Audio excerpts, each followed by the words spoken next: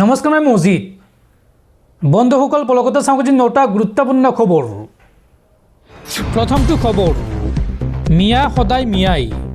মিয়াৰ আগ্ৰাসনৰ সৈতে নগাৰ আগ্ৰাসন আমি তুলনা কৰিব নালাগে। মিয়াক লৈ পুনৰ এই ডাঙৰ মন্তব্য মুখ্যমন্ত্ৰী হিমন্ত বিশ্ব শৰ্মাৰ। মিয়াৰ আগ্ৰাসনৰ সৈতে নগাৰ আগ্ৰাসন আমি তুলনা কৰিব নালাগে। মিয়া সদায় মিয়াই। মোৰ দিনত অসমৰ মাটি নাগালেণ্ডে লৈ যোৱা নাই আৰু ভৱিষ্যতেও লৈ নাযায়। এদিন নাগালেণ্ডৰ মুখ্যমন্ত্ৰীৰ সৈতে মই বহিম। নগাৰ আগ্ৰাসনক লৈ কোনো বিতৰ্ক নাই। অসমীয়া লোকৰ ঘৰ নগাই জ্বলোৱা নাই।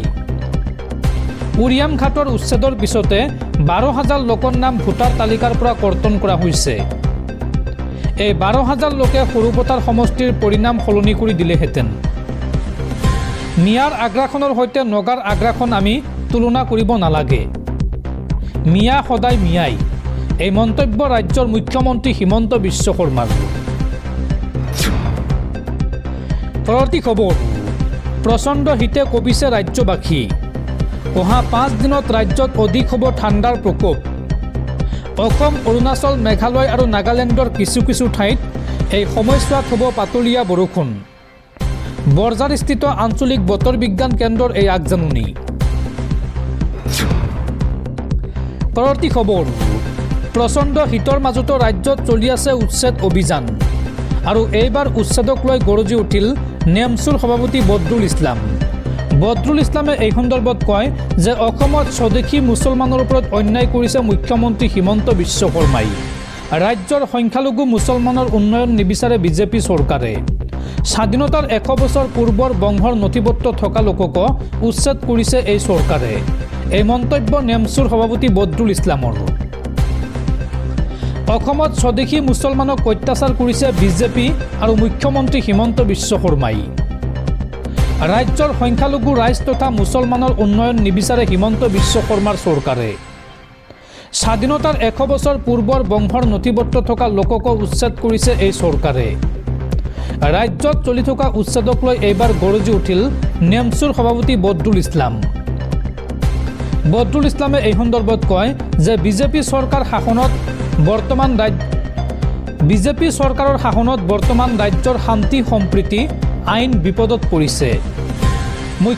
মুখ্যমন্ত্ৰীক মায়াহীন আৰু মমতাহীন ৰূপে উল্লেখ নেমচুৰ সভাপতি বদৰুল ইছলামৰ। শীতৰ সময়তে উচ্ছেদ কৰি সংখ্যালঘু মুছলমানসকলক শান্তি দিয়া নাই চৰকাৰে। মানৱ অধিকাৰ আইন বাৰম্বাৰ উলংঘন কৰিছে বৰ্তমানৰ বিজেপি চৰকাৰে। অসমৰ মুছলমানসকলক শান্তিত জীয়াই থাকিবলৈ দিয়ক মুখ্যমন্ত্ৰীয়ে। বিজেপি থকালৈকে অসমত শান্তি নহ'ব, সাম্প্ৰদায়িক ৰাজনীতি চলি থাকিব। এই মন্তব্য বদৰুল ইছলামৰ। দৰ্শকসকল, আৰু বহুতো গুৰুত্বপূৰ্ণ খবৰ আছে। তাৰ আগতে আপোনাক জনাওঁ যে যদি আপুনি এতিয়ালৈকে এইটো ভিডিঅ'ত লাইক কৰা নাই তেন্তে এতিয়াই ভিডিঅ'টোত লাইক কৰি দিয়ক আৰু এনেকুৱা ধৰণৰ ভিডিঅ'সমূহ নিতৌ চাবলৈ চেনেলটো ছাবস্ক্ৰাইব কৰি কাষত থকা বেল আইকনটো প্ৰেছ কৰি ৰাখক। পৰৱৰ্তী খবৰ, আজিৰ পৰা পুনৰ সকলো স্কুল কলেজ বন্ধ ঘোষণা। প্ৰচণ্ড শীতৰ বাবে নলবাৰী জিলাত আজিৰ পৰা 10 জানুৱাৰীলৈকে সকলো স্কুল কলেজ বন্ধ ঘোষণা কৰা হৈছে। নলবাৰী জিলাৰ লগতে ৰাজ্যৰ কেইবাখনো জিলাত বৃদ্ধি কৰা হৈছে বিদ্যালয়সমূহৰ বন্ধৰ দিন। বিদ্যালয় বন্ধক লৈ ৰাজ্যৰ কোন কোন জিলাত প্ৰশাসনে জাৰি কৰিছে নিৰ্দেশনা চাওঁ আহক।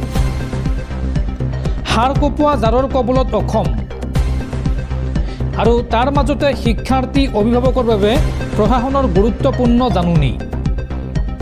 জিলাই জিলাই বৃদ্ধি কৰা হৈছে বিদ্যালয়সমূহৰ বন্ধৰ দিন। নলবাৰীত 6 জানুৱাৰীৰ পৰা 10 জানুৱাৰীলৈকে বন্ধ ঘোষণা কৰা হৈছে চৰকাৰী বেচৰকাৰী সকলো শিক্ষানুষ্ঠান। অৱশ্যে পৰীক্ষাৰ সময়ছোৱাত কাৰ্যকৰী নহ'ব এই বন্ধৰ নিৰ্দেশনা। BTCত 6 জানুৱাৰীলৈকে বন্ধ থাকিব সকলো বিদ্যালয়। পূৰ্বৰ নিৰ্ধাৰিত সূচীমতেই হ'ব সকলো ধৰণৰ পৰীক্ষা আৰু কেইবাখনো জিলাত পুৱা 10 বজালৈকে সলনি কৰা হৈছে বিদ্যালয় খোলাৰ সময়। শেহতীয়াকৈ মৰিগাঁও জিলা প্ৰশাসনে জাৰি কৰিছে এই নতুন সময়সূচীৰ নিৰ্দেশনা। পৰৱৰ্তী খবৰ, সমগ্ৰ দেশৰ জনতাক ঠগ প্ৰবঞ্চনা কৰিছে বিজেপিয়ে। অসমৰ ৰাইজক আটাইতকৈ বেছি অন্যায় কৰিছে বিজেপিয়ে আৰু এতিয়া বিজেপিৰ চতুৰালি বুজি পাইছে অসমৰ ৰাইজে। বিজেপিৰ বিৰুদ্ধে পুনৰ এইদৰে সৰব হৈ পৰিছে এজেপিৰ কাৰ্যকৰী সভাপতি ৰাজেন গোহাঁই। বিজেপিৰ চতুৰালি বুজি পাইছে অসমৰ ৰাইজে। সমগ্ৰ দেশৰ জনতাক ঠগ প্ৰবঞ্চনা কৰিছে বিজেপিয়ে। অসমৰ ৰাইজক আটাইতকৈ বেছি অন্যায় কৰিছে বিজেপিয়ে। বিজেপিয়ে দেশৰ প্ৰায়বোৰ সম্পদ ব্যক্তিগত খণ্ডৰ হাতত গতাই দিলে। মিয়াৰ ভয় দেখুওৱা বিজেপিৰ সংবিধানত নাই মিয়া বিৰোধী এটাও কথা। মিয়াৰ বিৰুদ্ধে এটাও কথা লিখা নাই বিজেপিৰ সংবিধানত।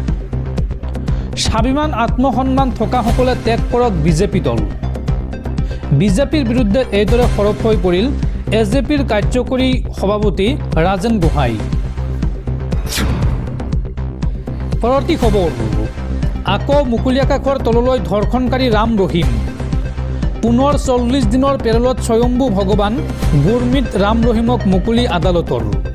উল্লেখযোগ্য যে 2 নাবালিকাৰ ধৰ্ষণৰ অপৰাধত 20 বছৰৰ সশ্ৰম কাৰাদণ্ডৰে দণ্ডিত এইগৰাকী ৰাম ৰহিম আৰু 2017 চনৰ পৰা এতিয়ালৈকে 15 বাৰ পেৰোলত মুকলি হৈ আহিছে ডেৰা চৰ্চা চৌদাৰ মুৰব্বীজন।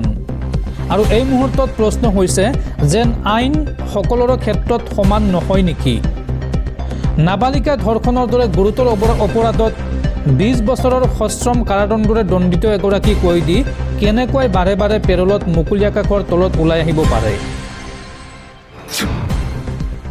পৰৱৰ্তী খবৰ, ৰাহুল গান্ধী কেতিয়াও প্ৰধানমন্ত্ৰী হ'ব নোৱাৰে আৰু ৰকিবুল হুছেইন কেবিনেট মন্ত্ৰী হ'ব নোৱাৰে।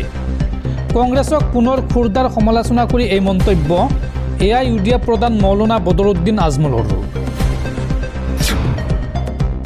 পৰৱৰ্তী খবৰ, ৰাজ্যৰ বিভিন্ন প্ৰান্তত চলি থকা উচ্ছেদ অভিযান কোনো কাৰণতে বন্ধ নহয়, ই অব্যাহত থাকিব। মঙলদৈত 31,000 মহিলাক মহিলা উদ্যমিতা আঁচনিৰ চেক বিতৰণ কৰি এই মন্তব্য ৰাজ্যৰ মুখ্যমন্ত্ৰী হিমন্ত বিশ্ব শৰ্মাৰ। ৰাজ্যৰ মহিলাসকলক আৰ্থিকভাৱে স্বাৱলম্বী কৰাৰ লক্ষ্যৰে ৰাজ্য চৰকাৰে গ্ৰহণ কৰা এক অভিলাষী আঁচনিৰ অংশস্বৰূপে আজি মঙলদৈত এক বিশাল কাৰ্যসূচী অনুষ্ঠিত হয়।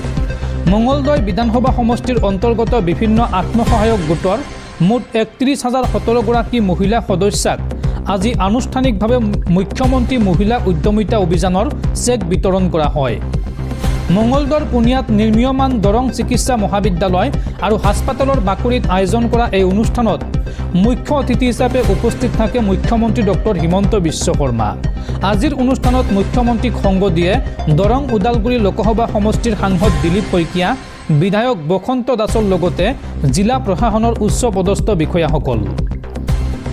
হিতাধিকাৰীসকলক চেক বিতৰণ কৰি মুখ্যমন্ত্ৰীগৰাকীয়ে কয় যে অসমৰ গ্ৰাম্য অৰ্থনীতি শক্তিশালী কৰাত মহিলাসকলৰ ভূমিকা অপৰিসীম।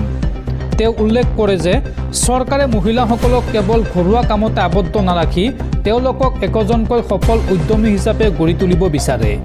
এই আৰ্থিক সাহায্যই মহিলাসকলক নিজাকৈ ক্ষুদ্ৰ ব্যৱসায় আৰম্ভ কৰাত সহায় কৰিব বুলিও তেওঁ আশা প্ৰকাশ কৰে। অনুষ্ঠানৰ সামৰণিত সাংবাদিকৰ সৈতে হোৱা বাৰ্তালাপত মুখ্যমন্ত্ৰী ডক্টৰ শৰ্মাই এক গুৰুত্বপূৰ্ণ মন্তব্য কৰে।